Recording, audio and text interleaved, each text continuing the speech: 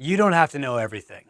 I'm Chris Cooper. This is Business is Good. I certainly don't know everything, but today I'm talking about the problem of the guru on the mountaintop, the know-it-all mentor who will answer any question, whether they have education or experience or skill solving that problem. If this is enjoyable or useful to you, just go to businessisgood.com, click join the community, and you'll be guided to our free Facebook group for entrepreneurs where we talk about this stuff and others. There are a lot of business coaches in there, and they, like me, need to hear this early in your practice. So, great mentors will often say, I don't have experience with that, but I know somebody who does. Can I connect you?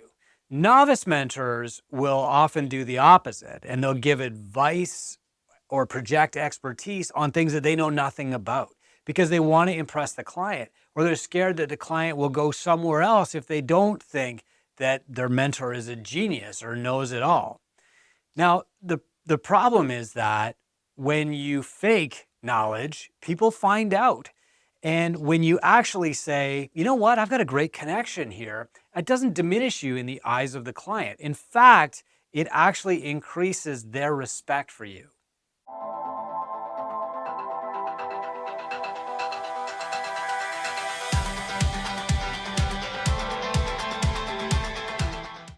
How do I know this? Well, early on in our practice, some of our team adopted that guru on the mountaintop posture on their client calls. So they'd show up with just a tiny bit of preparation, if any.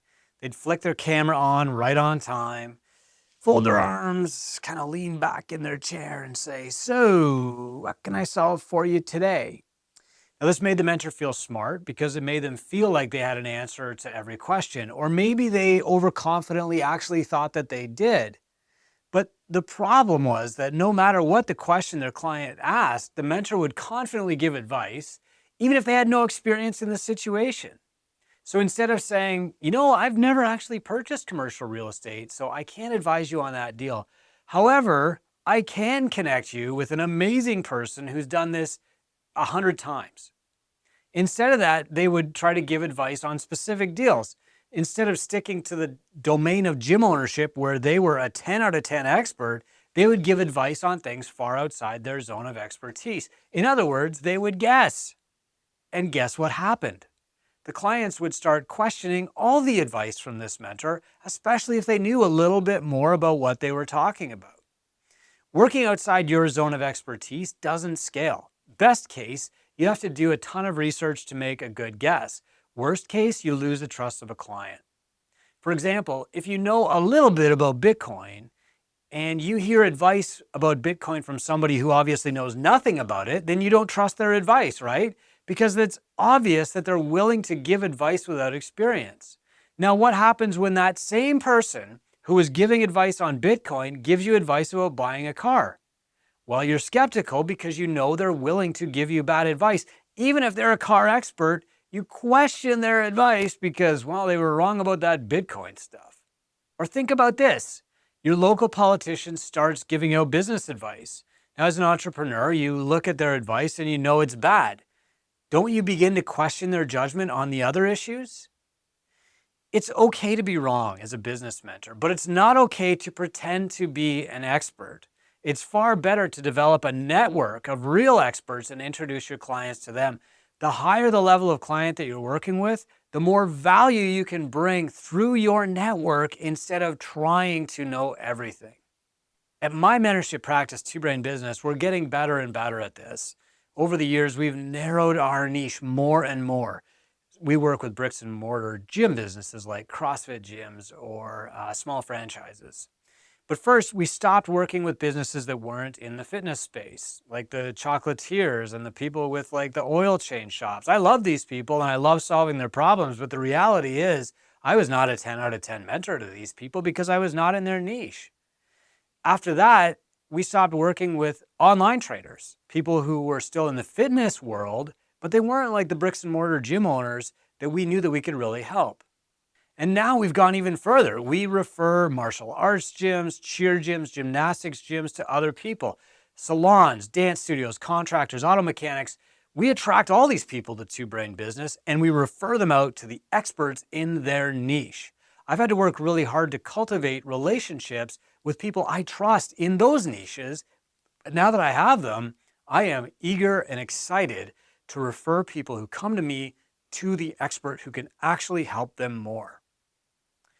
Investments, human resources issues, coach development. We find partners in the fitness world who can help with that because we don't want to hold that knowledge in-house. Those are full-time jobs requiring full-time updating and huge expertise to stay on top of it. Far better to have a good partner that we trust who can give meaningful advice. One great example for us is gymlawyers.com.